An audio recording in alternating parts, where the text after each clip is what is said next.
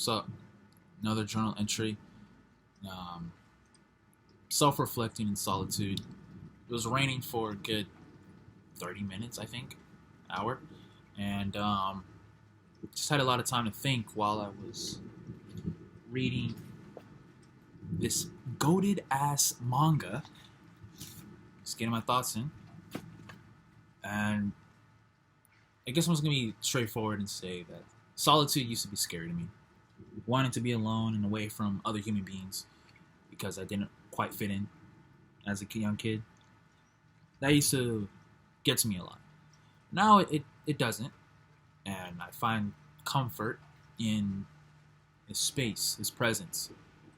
Um, it's definitely still challenging to like sit alone with your thoughts as a man in 2026. But I digress. That it's fun. It's a good challenge because I I there are parts of me that are still unknown.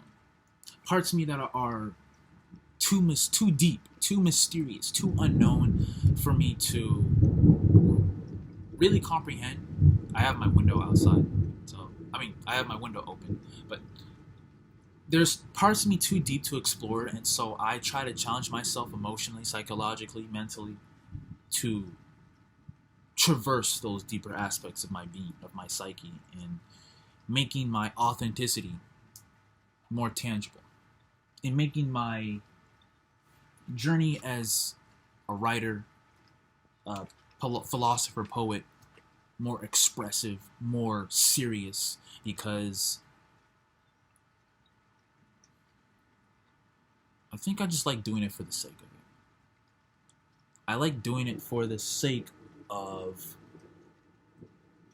knowing that I am honoring solitude, my presence, and my peace seriously. I mean, normally I would just play Red Dead 2 or just doom scroll on YouTube, but I have made myself an active participant of life, and it's not easy. It's definitely not easy to make yourself known in this world, to know when to take a step back and observe, to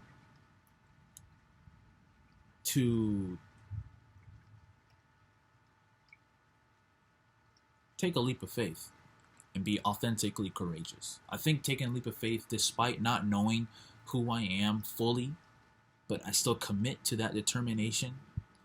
The determination. I still make a commitment to solitude, to that alone presence of understanding that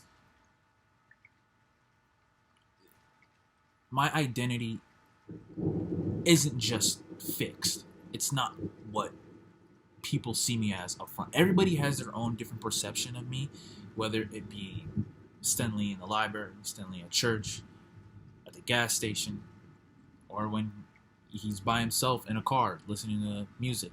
There is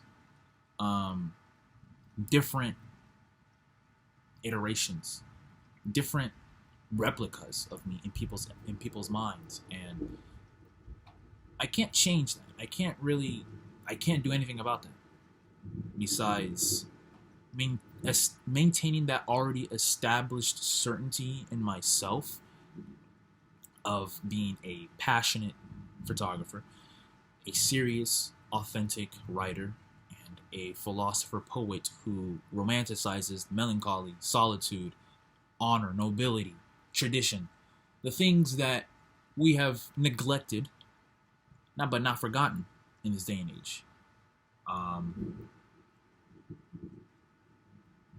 Spending time in this empty house, in this quiet room, while it was pouring outside, I think of my time here on Earth, about my infinite solitude.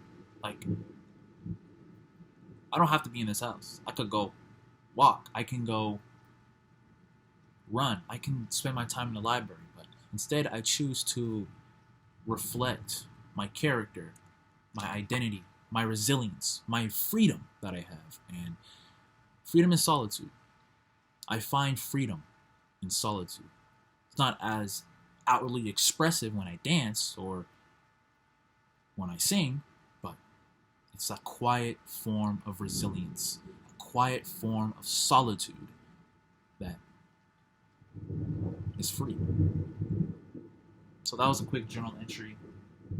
I was inspired to make it because of this goated ass manga, bro. What? Yo, come on. Anyways, and a little bit of Seneca too. You know, you gotta get some philosophy in, man. You gotta stimulate the mind, ladies and gentlemen. But I believe in you guys. I believe in finding strength in your own personal solitude. You don't have to make that loneliness a bad, sinking feeling. Whatever dreams, determination, whatever ambitions you have, know that I believe in you. I believe in you. And know that you are not alone. For we are sea creatures in an infinite blue sea.